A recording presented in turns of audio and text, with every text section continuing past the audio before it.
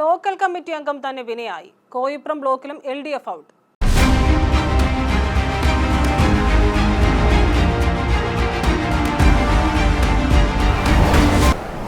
നമസ്കാരം, ജനശബ്ദം ന്യൂസിലേക്ക് സ്വാഗതം.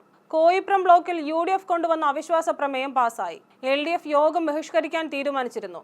എന്നാൽ CPIM Ayiroor north local committee അംഗം ജെസി സൂസൻ ഫിലിപ്പ് യോഗത്തിലെത്തി. അതോടെ പ്രസിഡന്റ്, വൈസ് പ്രസിഡന്റ് എന്നിവർക്കെതിരെയുള്ള അവിശ്വാസ പ്രമേയം പാസായി. UDF അംഗബലം 6-ൽ നിന്ന് 7 പേരായി ഉയർന്നതാണ് UDF നീക്കം വിജയിക്കാൻ കാരണം. തുടർച്ചയായി LDFനുണ്ടായ തിരിച്ചടി പാർട്ടി ഘടകങ്ങളിൽ ഉൾപ്പെടെ ശക്തമായ വർഷമാണ് സൃഷ്ടിച്ചിരിക്കുന്നത്.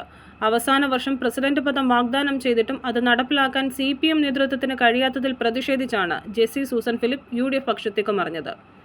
കഴിഞ്ഞ തെരഞ്ഞെടുപ്പിൽ UDF 7, LDF 6 എന്ന നിലയിലായിരുന്നു കക്ഷിനില. എന്നാൽ UDFലെ ഉണ്ണി പ്ലാച്ചേരിയെ LDF പക്ഷത്തെത്തിച്ച് ഭരണം പിടിച്ചു. ഉണ്ണിയെ വൈസ് പ്രസിഡന്റുമാക്കി. തുടർന്ന് പ്രസിഡന്റ് പദം ഓരോ വർഷവും ഓരോരുത്തർക്കായി വീതം വെച്ചു. അതിൽ രണ്ടാം ടേണിൽ പ്രസിഡന്റായി ചുമതലയേറ്റ KK വത്സല സ്ഥാനം ഒഴിയാതിരുന്നതിനെ തുടർന്നാണ് പ്രതിസന്ധി ഉടലെടുത്തത്. കാലാവധി തീരാൻ 6 മാസം മാത്രം അവശേഷിച്ചിരിക്കെ ഈ കാലമാറ്റം CPMനെ തിരിഞ്ഞുകുത്തുകയാണ്. തോട്ടപ്പുഴശ്ശേരി പഞ്ചായത്തിൽ കഴിഞ്ഞ മാസം നടന്ന അവിശ്വാസത്തിൽ കൂടെ നിന്നവർ മുഴുവൻ മറുകണ്ഠം ചാടി. അവിടെ CPM വിമതരാണ് അധികാരത്തിലെത്തിയത്.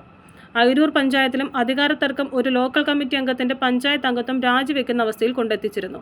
അതിനു പിന്നാലെയാണ് കോയിപ്രത്തും പോരാട്ട നാടകം അരങ്ങേറിയത്. ഈ പിടിപ്പുകേട് തിരിച്ചറിയാൻ സംസ്ഥാന കമ്മിറ്റി തയ്യാറാകണമെന്നാണ് പാർട്ടി പ്രവർത്തകർ ആവശ്യപ്പെടുന്നത്. News bureau, Kozhencherry.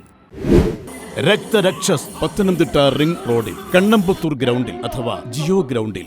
Parthasarathy handicraft centre, Aikkar junction, Aranmula.